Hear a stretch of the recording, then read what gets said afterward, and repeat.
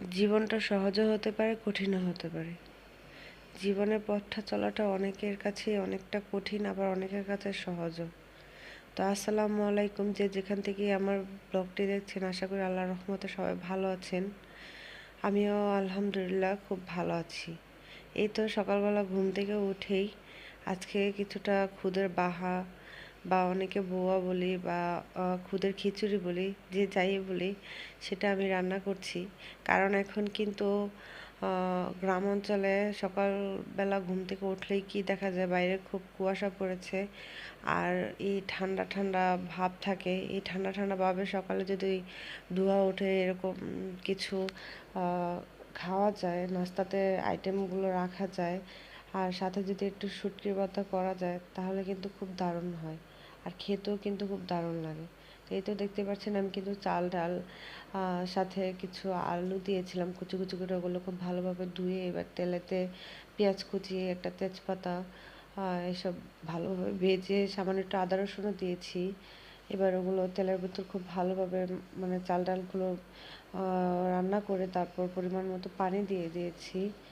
আর এটা রান্না করা কিন্তু ততটা কঠিন না, খুব সহজ, সিম্পলি, তত ঝামেলারও না।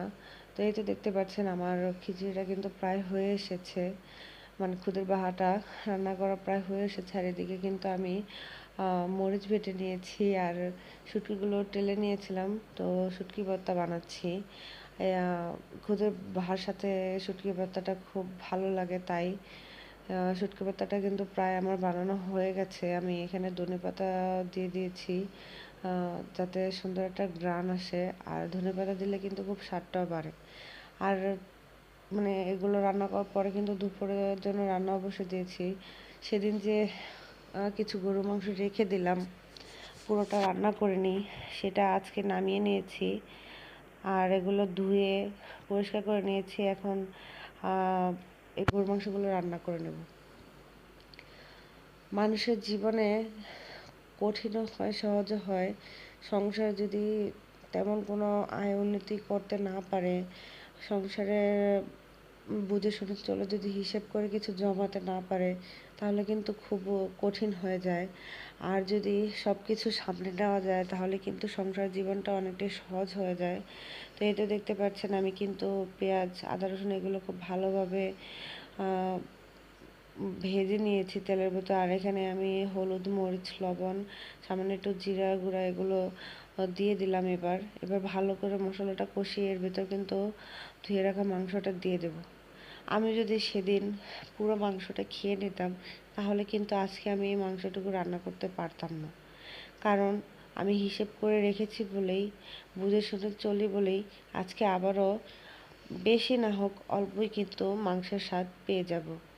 তেমন আহামরি না হলেও তেমন কিন্তু খারাপ কিছুই না। মানে একটা দিন খুব ভালোভাবে সুন্দরভাবে চলে যায়। যাদের ফ্যামিলিতে মানুষ কম, সদস্য কম, তাদের কিন্তু খুব ভালোভাবেই হয়ে যায়।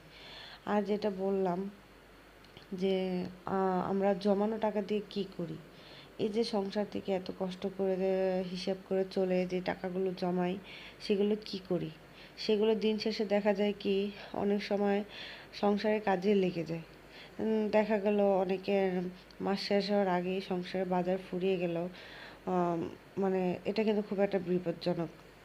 তখন কি করা হয়, তখন ওই জমানো টাকা থেকেই কিন্তু স্বামীকে দেওয়া হয় যে জলদি বাজার করে নিয়ে আসো, বা কোনো যে কোনো একটা বিপদে বা ঘরের যে কোনো একটা সদস্য অসুস্থ হলে মাসের মধ্যেখানে কিন্তু তখন তেমন কোনো টাকা হাতে পয়সা থাকে না, মানে হাতে থাকে না।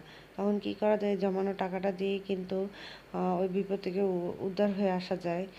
মানে যে কোনো সমস্যাতেই কিন্তু খুব সুন্দরভাবে কাজে লেগে যায়।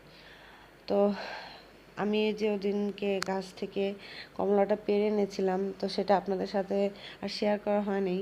তো আজকে কিন্তু আমি কমলাটা কেটেছি। উপরটা কিন্তু খুব সুন্দর রং হয়েছে, আর ভিতরটা মানে নিজেদের গাছের কমলা, ভিতরটা কিন্তু ততটা লাল হয় না। এটা যেহেতু বাড়ির গাছের কমলা, এটা একটু টক মিষ্টি থাকে। তো এটাকে আমি কেটে নিয়েছি, আর আমি কিন্তু ওটাকে খেয়েও নিয়েছি। আজকে এই পর্যন্ত।